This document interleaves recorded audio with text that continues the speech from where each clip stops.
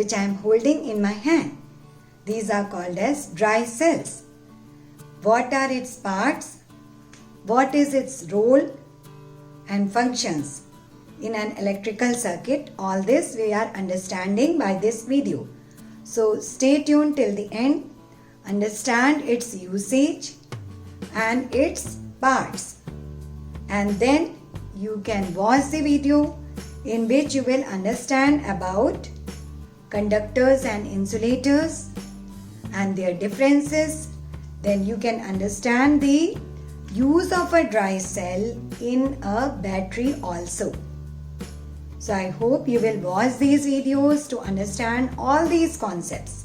A dry cell, as you know, it's having a metallic cap, a metallic base. Metallic cap is positive terminal of the dry cell. The metallic base or metal disc is negative terminal. It can be seen in the dry cell itself. And this cover, it's made of zinc. And when we combine together number of dry cells like this, it forms a battery. Now what is there inside this dry cell? Inside this, just below this metal cap, there is a carbon rod and it's surrounded by ammonium chloride paste and there is manganese dioxide and carbon powder. So why we call this as a dry cell? It's basically called as a dry cell because the contents inside it are in semi-solid form. They are not liquid. Like electrochemical cells are there which are liquid. But here this is a dry cell because here only ammonium chloride paste is there and manganese dioxide with carbon rod and carbon powder is present inside it. So this helps to convert the chemical energy which is formed by the reactions inside it into electrical energy, and that helps to flow the electrons which are when flow through the wire, that is the current which is produced by this dry cell, which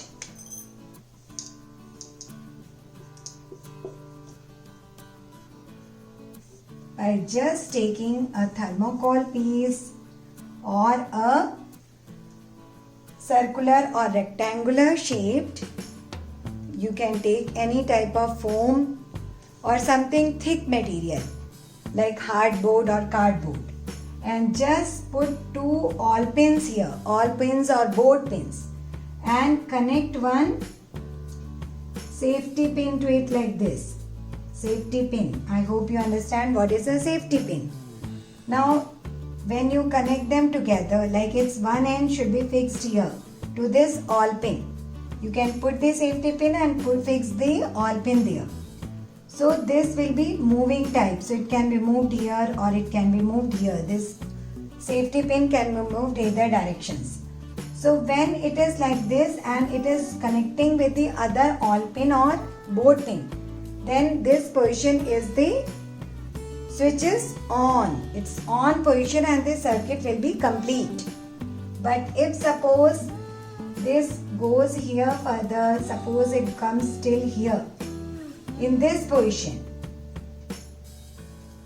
In this position you can say that this switch is off because it will not be here, and this is the new position which I made here, and in this position the switch will be off because there is air in between and air is an insulator.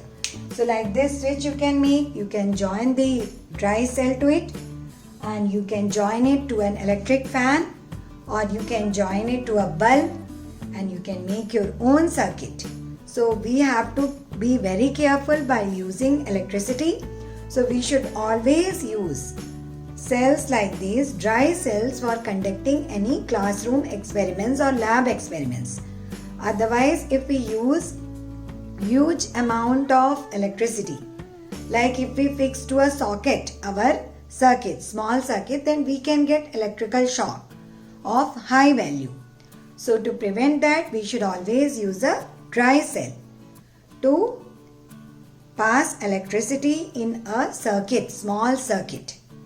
So I hope you have understood the function of a dry cell and a battery.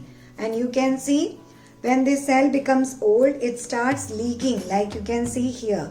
It's leaking, that's why this brownish, some liquid has come outside. The dry cell, sometimes it's seen on the back side also. And here it has leaked from the top to bottom. So cells like this should be avoided. It should not be put in a circuit, otherwise it can damage the circuit also. A battery, which is a combination of dry cells.